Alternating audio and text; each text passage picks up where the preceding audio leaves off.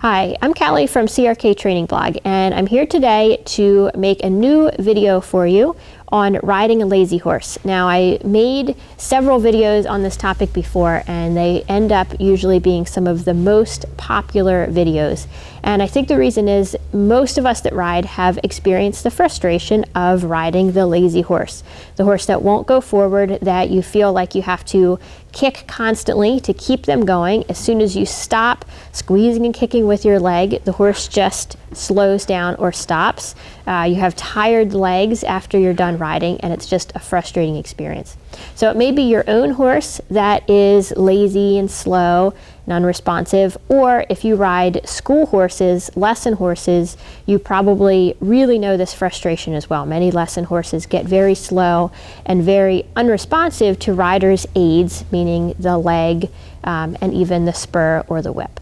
So what I'm going to do in today's video is I'm going to explain why lazy horses get to be this way, how we can start to understand a little bit of learning theory so that we can understand why these horses are slow and lazy, and then I'm going to help give you some tips and some specific things that you can do to help the horse that you ride be more responsive to your aids to go forward so that you can have a more pleasant ride for both you and your horse.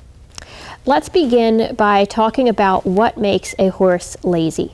So while of course some horses are going to just naturally be less forward and less motivated to move, most of the time our horses aren't really lazy, they're simply unresponsive.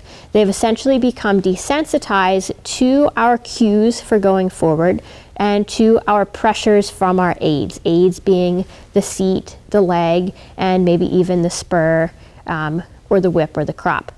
So some of the common misconceptions with lazy horses is that we have to kick them for every stride. We just have to keep adding pressure, and when they're no longer responding to our leg, then it's time to put a spur on, or then it's time to get a whip so that we can keep them going, What happens is as soon as we end up taking our leg off, the horse usually just slows down or stops. And we get used to having such constant pressure on from our legs, either squeezing or kicking, that the horse becomes desensitized to this level of pressure. So it's not necessarily that he's all just lazy, but it's more that he's become desensitized to the pressure. Your cues for going forward no longer mean as much to the horse because he's so used to constantly having the pressure there. Another thing that happens when we're constantly tight and squeezing with our legs is that when the horse walks, he naturally has kind of a back and forth movement of his rib cage. It's part of the movement of the walk or of the trot or the canter. The horse has some natural swing through his body. The tighter that we remain with our legs in an attempt to keep pushing the horse forward, we tighten not only tighten our legs, limiting that movement of the horse's body and rib cage, but we also end up tightening a lot of other muscles up through our legs, our hips, and up into our body, so that that tightness in our body becomes a kind of resistance for the horse going forward. So when you are thinking about starting to retrain your horse to become more responsive to the go forward cues, the first things that you want to think about is making sure that you're not holding tension in your body and that you are balanced in the saddle, so that you're not doing something with your position in the saddle that is accidentally making it harder for the horse to go forward. And then we want to start teaching him to be more responsive to the leg. So I'm going to show you what commonly happens here with Bandit. So Bandit is a horse here at the farm. He can be very sensitive and responsive. You may have seen some of his other videos, but I'm going to show you how as I get harder with my leg, he can actually very quickly go to being less responsive to the leg and appear to be a very lazy horse. Okay, so I'm going to start here by asking him to move forward, and I'm going to do what is commonly done. So you'll notice I'm kind of pushing forward with my seat, an attempt to kind of shove him forward, and I'm going to keep a tight leg on him because that's what we're supposed to do to keep horses moving. So he is going pretty forward right now, but I've got my leg nice and tight. Now I'm going to start kicking for trot, And I'm going to start kicking for trot. And I'm going to kick harder for trot. And I'm going to kick harder for trot. And you can see that now the harder I'm kicking, the more he's just not going anywhere. And finally he goes, but we have a pretty dinky trot. So let's take a look at how we can do this a little bit differently. So first thing I'm going to think about is softening my body and actually taking the pressure off with my leg. Now, what's going to happen when you first take your pressure off and you first soften yourself on the lazy or the unresponsive horse is they're probably going to slow down and stop, but that's okay. Because what teaches the horse to maintain their consistent gait is the release of pressure. So let's actually stop here and do kind of a mini lesson in how horses learn. When we are riding and when we're working with our horses, the most common form of teaching, of training that we use is something called operant conditioning, and more specifically something called negative reinforcement, which doesn't mean that it's a bad thing. It just means that we're using pressure and release. We put pressure on in some form. When the horse does what we want them to do, we release that pressure.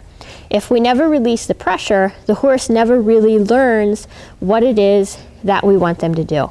So in this example of getting our horse to go forward, we want to put pressure on through our aids, whether that's through tightening your leg, whether that is through kicking with your leg, bumping the horse, or whether that's through something like a whip. You put your pressure on and you keep it on until the horse moves forward, and then you take it off. Initially, with a horse that has become used to constant pressure while he's moving, he might slow down or stop in that moment. But you still have to release the pressure. He slows down or he stops. You start it again. You release again when he moves forward. The key to getting a lazy horse or an unresponsive horse to go forward is not more pressure, it's more consistent. More consistency in your pressure and in your release.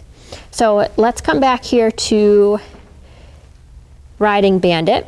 So now when I'm going to ask him to move forward, I'm going to stay pretty neutral with my seat. I'm not going to start scooting with my seat because that just, I don't think it feels very good to the horse when we get a lot of movement through our seat. So I'm going to think forward. I'm going to apply my leg in a squeeze and then give him a little more time than I usually do, but then I'm going to start tapping with the whip. What can be very helpful is to think about putting time parameters on it. So for example, when I ask for a transition, I'm going to put on the leg for 2 seconds, and then I'm going to start tapping with the whip. Now let me explain why I like to use the whip and why I'm using it so kind of early on in this training process. I kind of mentioned it earlier. When we tighten our leg and when we get tighter and tighter with our leg, we can actually start to kind of inhibit, kind of get in the way of the horse's forward movement. So sometimes the tighter we get with our leg, the more we're actually making it kind of harder for the horse to go forward. I find that tapping with the whip triggers that forward movement from the horse a little more quickly. Now, we kind of need to do a little mini lesson here as well, because it's very important that you understand tapping with the whip, not whipping the horse. So there's a very big difference between doing this and doing this. And it doesn't mean that this is necessarily going to be softer. It just means that this is consistent. So I can pressure, release, pressure, release.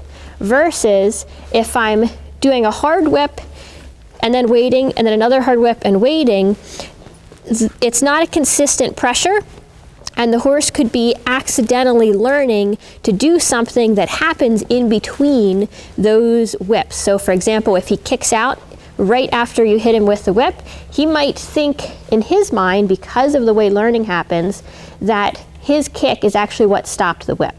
So in order to get this correct movement with the whip, it's all through the wrist. Basically, your wrist stays straight, and the movement is a little twist of the wrist and through your arm. So you don't want to take your wrist in or out, or it's going to make the movement harder. Basically, your wrist stays straight out of your lower arm, and you rotate the wrist like this to get the tapping movement. So now, I've got him stopped here. I'm going to think forward, squeeze for 2 seconds, and then I'll start tapping with the whip. You can also add a voice cue, and that can be really helpful. Walk. Good boy. Sometimes even the difference between not immediately scooting with your seat and clenching with your legs can make a big difference for the horse's ability and willingness to go forward.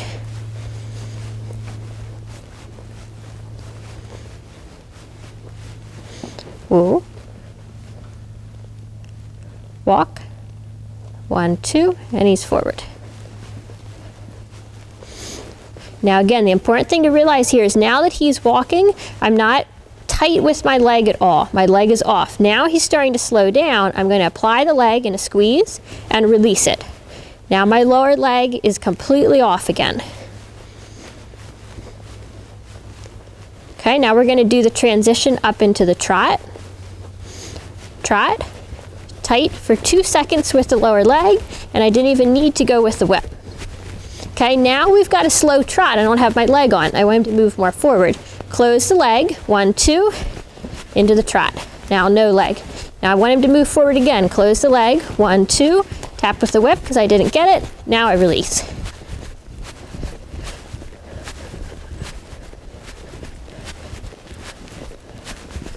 Okay, now we're trotting around. I don't have any leg on. Here he's starting to slow down. Close the leg for 2, good, and release. And closing the leg, let me just clarify for 2 seconds, that's before I go to the whip. If I don't get a response, I'm going to keep the leg on, add the whip, and only release it when I get the forward movement. Here he's slowing down, close the leg, and release. And walk. Okay, here we've got a walk. I'd like it to be a little more forward. Close the leg, release the leg. Close the leg, release the leg. Close, release. And now I have my forward walk. So now I'm able to ride without a lot of tension in my body.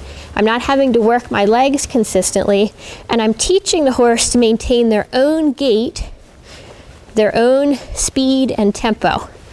And you saw even with him, it's not going to be smooth right out of the bat, but you keep working this way. You focus on the consistency of your pressure, not keeping tons of pressure there, and you can start to really notice a big difference in your horse.